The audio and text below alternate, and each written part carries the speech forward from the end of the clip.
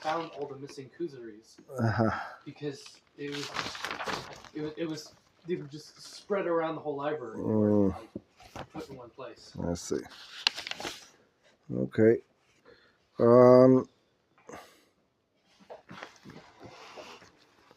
Okay. So.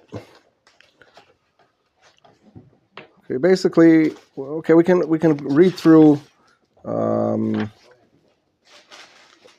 half of paragraph 5, and then I'll complete whatever I wanted to from last time. Okay, so page 61. You all have page 61? And, yeah? Yes. Why are you sitting back there? I'm here because I need to stand. I've been sitting all day, and if I sit too much, No, that's fine. I'm saying why so far.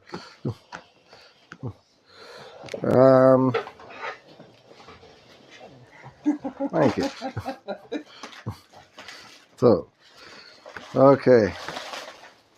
Reuven. Yes, sir. Page 61. Yeah. Number 5? Yeah. Okay.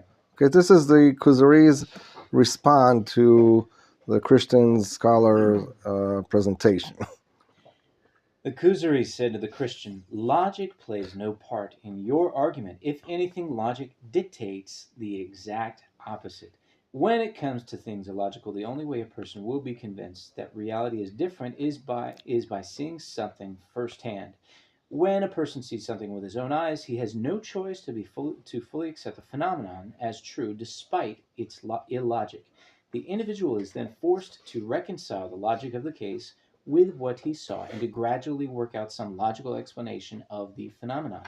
A good example of this is found among the empirical scientists. They develop their theories in conformity with logic and also dismiss various phenomena as being logically impossible. But if you demonstrate to them empirically that something they had previously dismissed actually exists, they are forced to revise their theories and find a way to explain the new phenomenon based on the stars or other spiritual forces, because ultimately you cannot deny your eyes. Okay. Can continue a little bit more? In your case, however, you have not shown me any physical evidence to substantiate your beliefs. Furthermore, what you suggest is totally foreign to me. I was not raised with these ideas. Therefore, I need to search more thoroughly until I find the truth. Okay, up to here. Okay, so let's see. I had a few notes here that I wanted to go through. Let's see. Okay. All right. That's one thing. That's the other. Okay. First we'll go referring to what we just read, and then I'll go back to different stories I wanted to share with you regarding Christianity.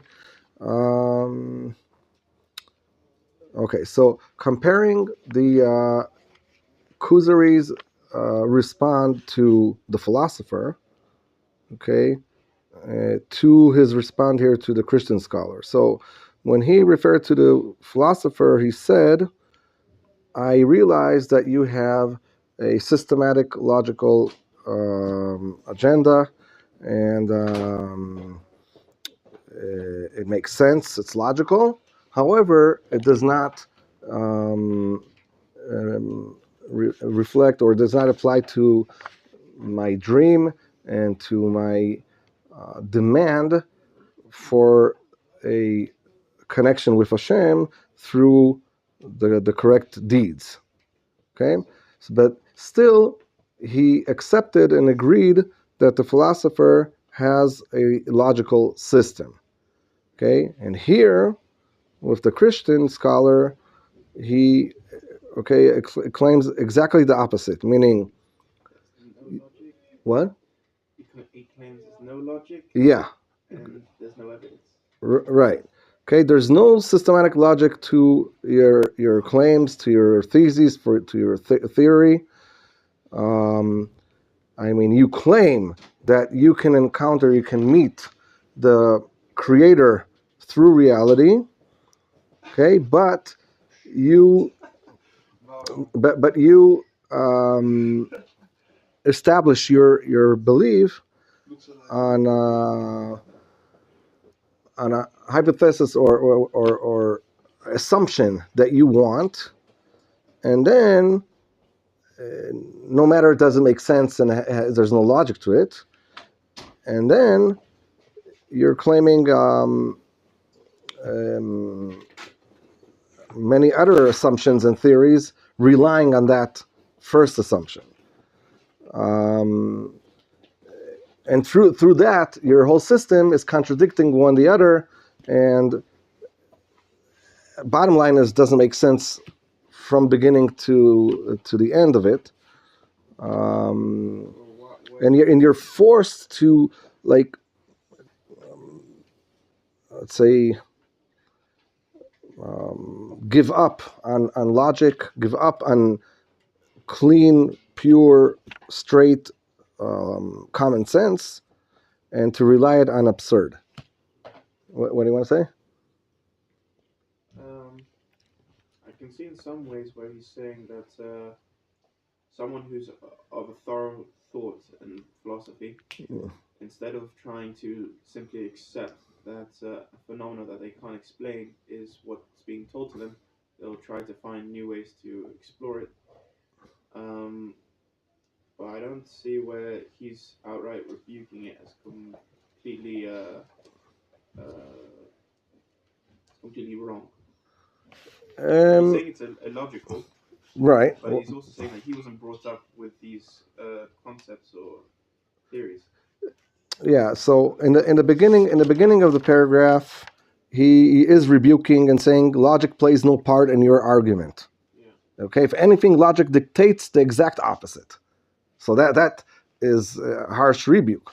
Yeah. Okay. Later on, he compares their analysis or research as to the scientists one in the past.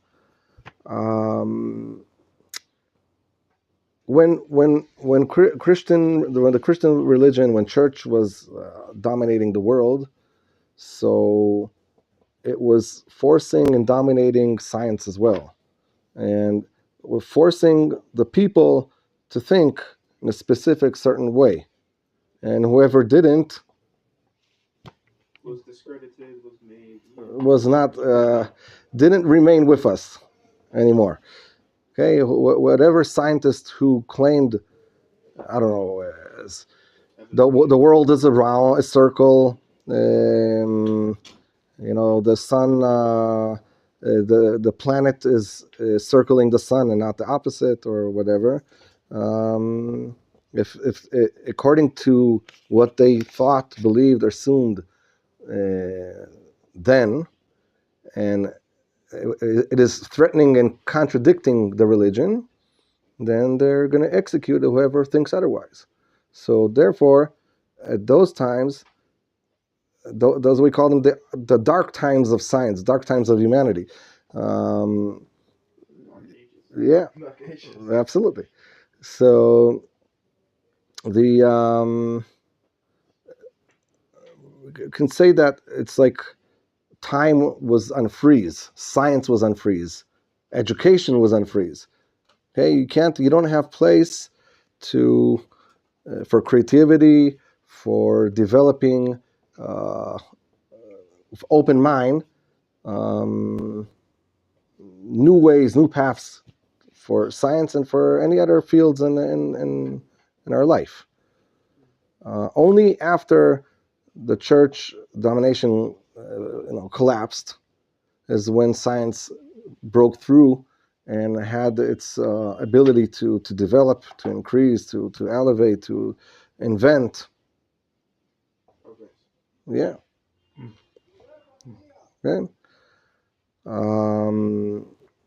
So that's what he means here, that during that time they would come up with these assumptions or conclusions, if you want to call them, not necessarily relying on logic, but yeah.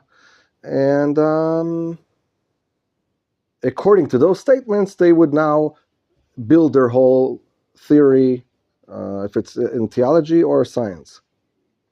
So that's what he meant, that, if you see something that you can't explain, okay, then, okay, I'm forced now to find a reason or excuses. How is it possible? So that's what he was focusing on here. Okay, so that's basically what he answered the Christian philosopher, but the Christian scholar. But okay, there are a few things I didn't finish last time that I wanted just to mention. A few other stories. Some of them might be harsh to some people, but I'm going to mention them anyway. Yeah. One, huh? Love these stories. I love the story. After you, it says it all the time. The what? I'm not supposed to tell you this. Uh-huh. I'm going to. Yeah, What exactly. do you do with his accent, though? Can't that. I can't do it with his accent either. So, I can't. From that. yeah. Anyway, one of the head of the church in the past, his name was Anonymous. Heard of him? Anonymous, something like that. So he used to claim, one of his statements was, "I believe," meaning believe in Christianity, because it's absurd. I mean, that's like the condition for faith. Yeah, I heard about this. I can make it. idea. Well, guess what? I can come up with an even more absurd religion. Mm-hmm. Faith is blind. So Yeah. So yeah, because you can explain it, this is the proof that it's true. Yeah, exactly. Because divinity is of such high that you cannot grasp. Right. Right. So proved otherwise. Okay. I'll then there's okay. So Rav Tzvida's grandmother, she was on a boat, on a ship towards Israel from Europe. I know this. And it's a very short, but and it was full of nuns, and so one of them came up to her and asking her, "Why are you coming to Israel?" So, as a typical Jew, she answered with a question of her own and asking, "Why are you coming?" And she said, "What do you mean? Our God is buried there." And she answered, "Well, our God is alive there." Yeah. So, okay, that's a famous story. There's another story by Rav Tzviuda. When he was the head of Merkaz Harav, the yeshiva, a friend of his that was head of the Jewish agency, okay, was asking him a favor to host 60 or more professors of theology from America. So he said, "Okay, yeah, sure, why not?" To do a favor for politicians and show the beauty of Judaism. So the day came, and it was not 60; it was like 100 or 200 professor of theology. But it turns out that they're not only professor of theology; they were actually priests. So Rav Tzviuda definitely didn't want them to go into the Bet Midrash with their cross on them. So he squeezed all of them into a library like this, and one of the classes there in the yeshiva. And he had a friend who was a Reform rabbi. Okay, it says one of them, one of the ones that used to be that not like today. Okay, they're okay, decent, not so out of line. Anyway, so that Reform rabbi was translating for him his lecture to these priests, and Did Rav Tzviuda speak English? no, he spoke French, German, Russian. Oh. Good enough. So he spoke about the meaning of the word shalom. Okay, is one of God's name, and the meaning of shalom is perfect, completing, all that. Anyway, some of them were trying, hinting politely, to understand why is Judaism so opposed and against Christianity. He didn't want to get into it because, it's going to cause embarrassment. And so he tried to avoid it until somebody asked him directly, what do you have against Christianity? Okay, now he can't escape the question. So he answered in a simple way, saying, in Judaism, we cannot tolerate idol worshiping. So then it was funny that half of the group were pointing at the other half. The Protestants were blaming the Catholics, that they're like that, we're not. So Rav Judah said, yeah, I know that the Catholics still have their statues and their church, and they still like real idol worshiping. But he said, even you Protestants, I want to tell you, I'm familiar with your prayer books. Okay, Rav Tzvida was very, very fluent and familiar with a lot of philosophy and religions, and he read in Latin. He knew also Latin. He also read their prayer books, and he said, when you approach so-called God, who do you pray to? There was silence. Okay, they didn't want to. Everybody knew who are they approaching. A saint of some kind, no? Man, the dead Jew. Jason. Okay, so there was an embarrassment there. Okay, but they got the idea. They got the message. And then they were also asking about if in Judaism we have the this emotional experience with prayer, or this feeling that you're connected. And Rav Judah was answering, if you're meaning, if that what you're meaning is prayer, then we do that 3 times a day. So every Jew, ideally, that is doing it properly, 3 times a day has that kind of feeling, has that kind of connection. Yeah. So The Muslim prays 5 times a day. you know why? You know why? Because yeah, because they knew that our holiest day is Yom Kippur, and in Yom Kippur you have 5 prayers. So they said we'll pray every day 5 prayers. But when we get to Islam, we'll talk about that. But just say, bottom line is that their prayer is not really a prayer. It's just a reciting the principles of their faith. Okay, there's a big difference between reciting principles of faith and praying. Is it similar to Kaddish? Kaddish, you're not, you're sanctifying Hashem. Okay.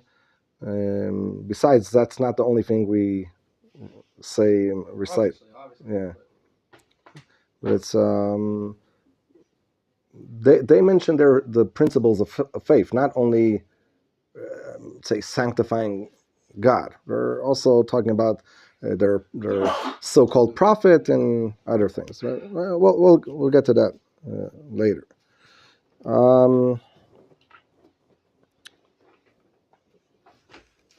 Yeah. Also, in the introduction to Psalms by Martin Luther, where he is guiding how to daven, and he says that they're praying to the Father, the Son, and okay. There's also a famous story. I guess some of you or all of you heard of. You heard of Rabbi Yonatan Ivashitz?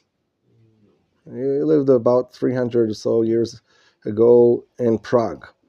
Okay, very, very big rabbi. So the Christians called him to a debate in this, I don't know, mall or whatever, this big place. And as I recall, the debate was surrounding the idea if rather there is no nature, okay, meaning God abandoned the world and the world is just waiting for its salvation by what they call God. And in the meantime, there's nothing. Or what we say that no, nature, the rules of nature, everything is still is here, and Hashem never left the world. Right? Okay, but bottom line was that they're claiming there is no such thing as nature.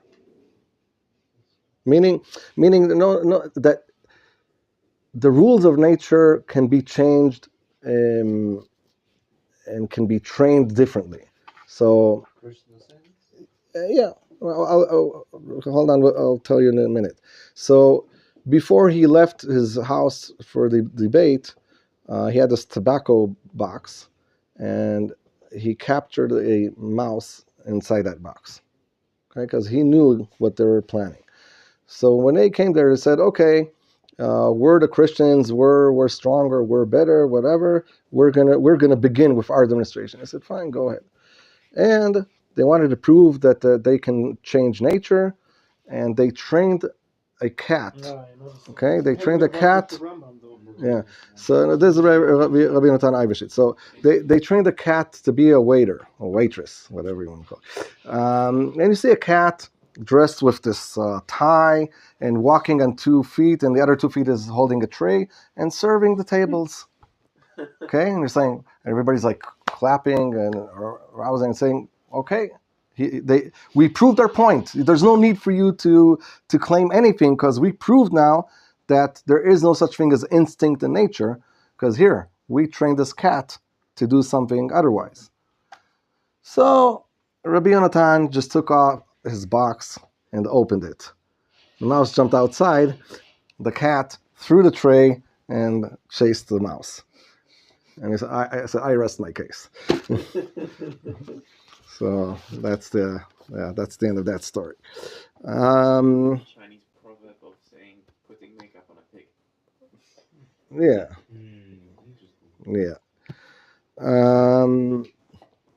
There was this priest who wanted to, antagonize this rabbi.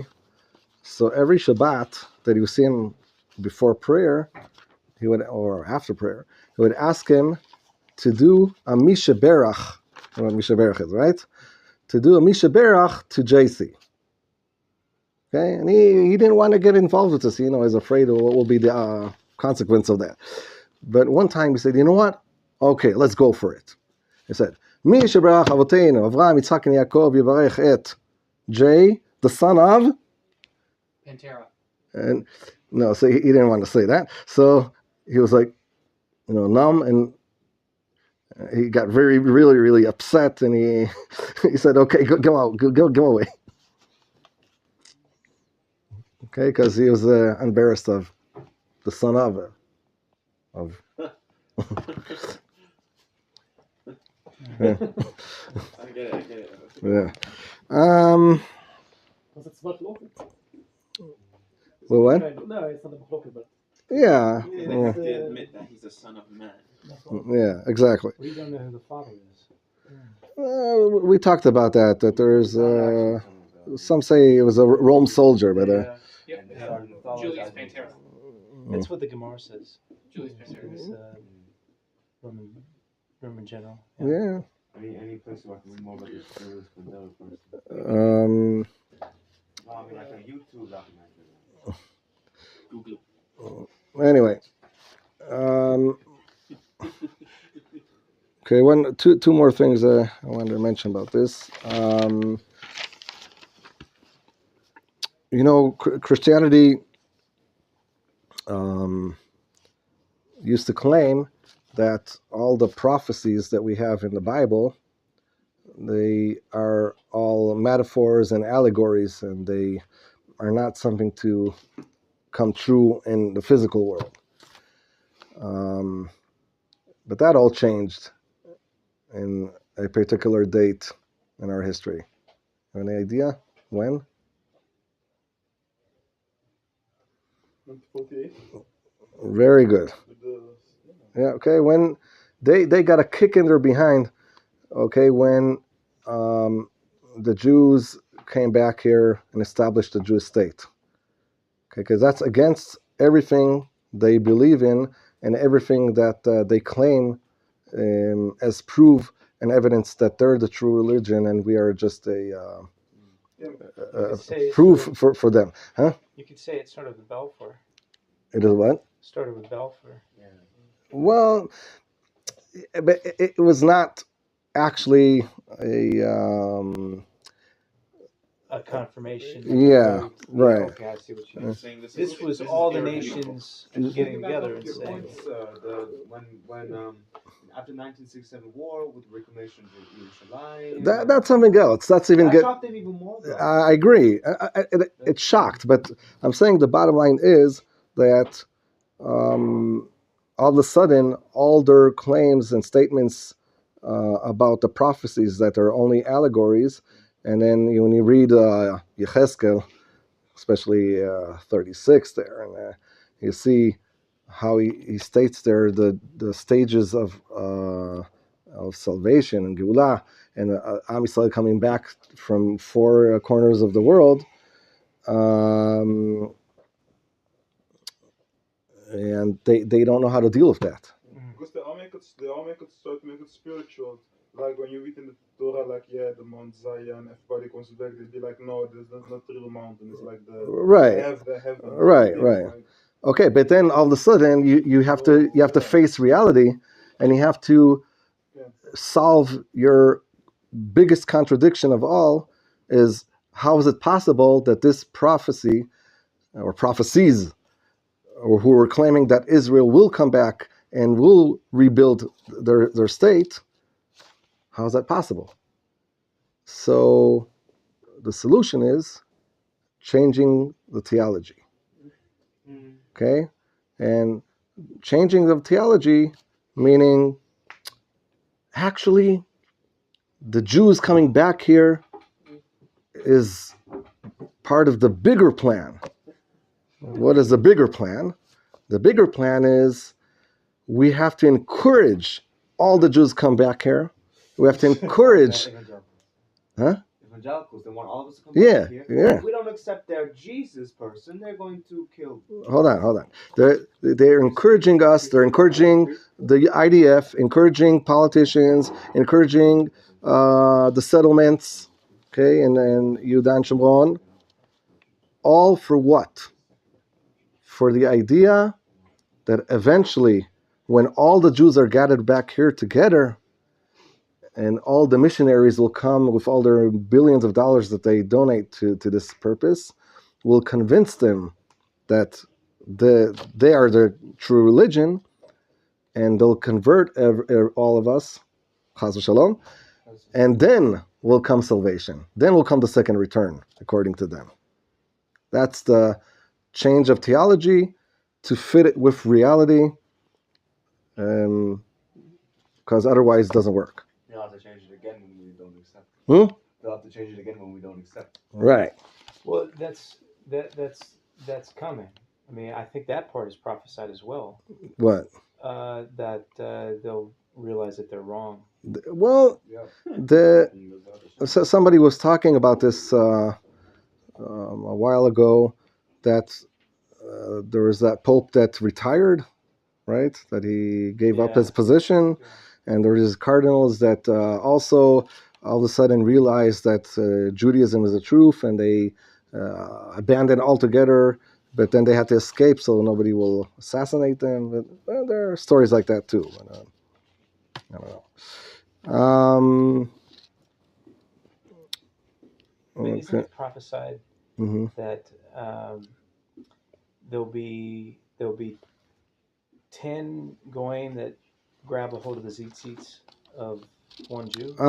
It also mentioned Talmud, but yeah, I mean, that all the Gentiles will realize that the Torah and the word of Hashem is true and revealed through Am Yisrael, and all of them will want to come here to hear the meaning and the Torah. And will it become the main Noah? Yeah. Mm-hmm. Yeah. Okay.